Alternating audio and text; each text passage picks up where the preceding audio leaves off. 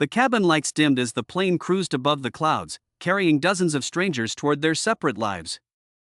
No one noticed the man in the expensive suit gripping his chest, his breath turning shallow, until his knees buckled and he collapsed in the aisle. In that instant, at 35,000 feet, power and wealth meant nothing.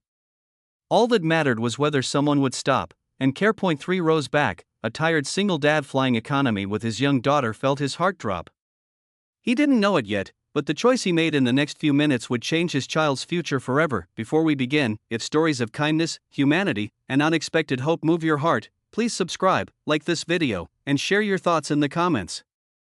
You're watching Kindness Story Hub, where small acts create big miracles. The man who collapsed was Jonathan Reed, CEO of a fast-growing tech company based in Silicon Valley.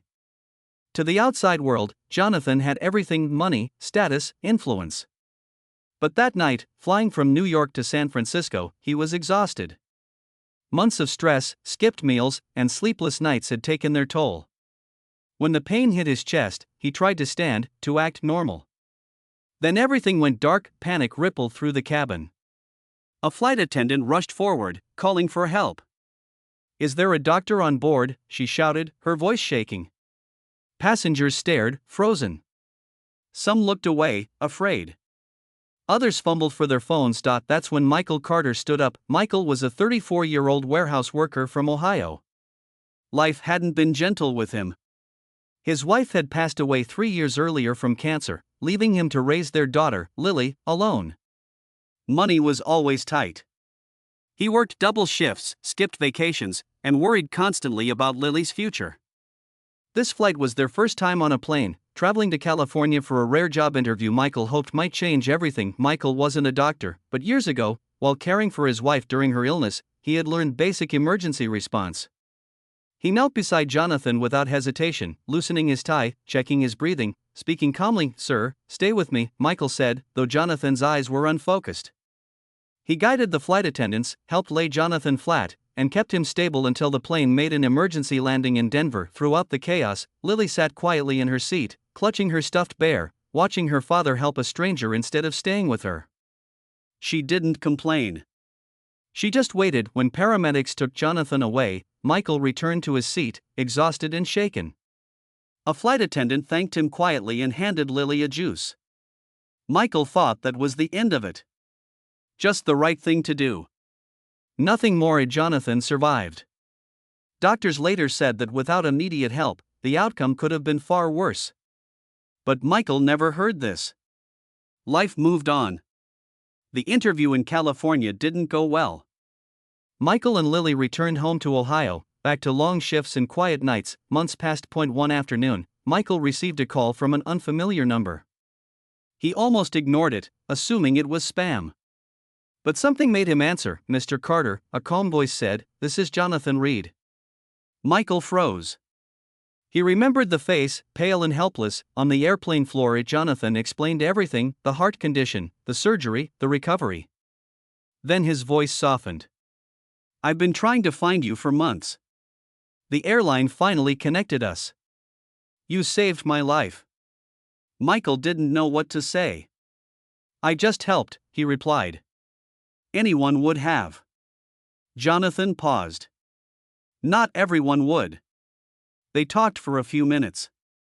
Jonathan asked about Michael's life, his work, his daughter. Michael answered honestly, never asking for anything. When the call ended, Michael assumed it was just a thank you. And that was enough. But Jonathan couldn't forget Lily. During his recovery, Jonathan thought often about what mattered. He had a daughter too, Emily, who was 17 and growing up surrounded by privilege. Expensive schools. Private tutors. Endless opportunities. Yet Jonathan worried she didn't understand how fragile life was, or how powerful kindness could be. He remembered the little girl on the plane, watching her father help without expecting a reward. Weeks later, Jonathan invited Michael and Lily to visit his company in California, offering to cover travel costs. Michael was hesitant. He didn't trust big promises. But Lily's eyes lit up at the idea of seeing the ocean for the first time. When they arrived, Emily met them at the office. She was polite but distant at first, unsure why her powerful father was spending time with strangers. That changed when she heard the story not from Jonathan, but from Michael. He told it simply. No drama. Just what happened. Emily listened, stunned. She had been on countless flights, surrounded by comfort and service, never once thinking about the people around her. Seeing Lily, who had so little yet smiled so easily, made something shift inside her. Over the next few days, Emily spent time with Lily. They walked on the beach, shared meals, and talked. Lily spoke about missing her mom, about watching her dad work late nights, about dreaming of becoming a nurse so I can help people like Daddy did.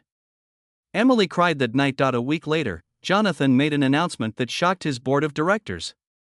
He was launching a foundation focused on supporting children of single parents who worked in essential jobs, warehouse workers, drivers, caregivers. And he wanted Emily to lead it, but Dad, Emily said, I don't know how. Jonathan smiled. You'll learn. Kindness taught me that. As for Michael, Jonathan offered him a management position within the company, with training and relocation support.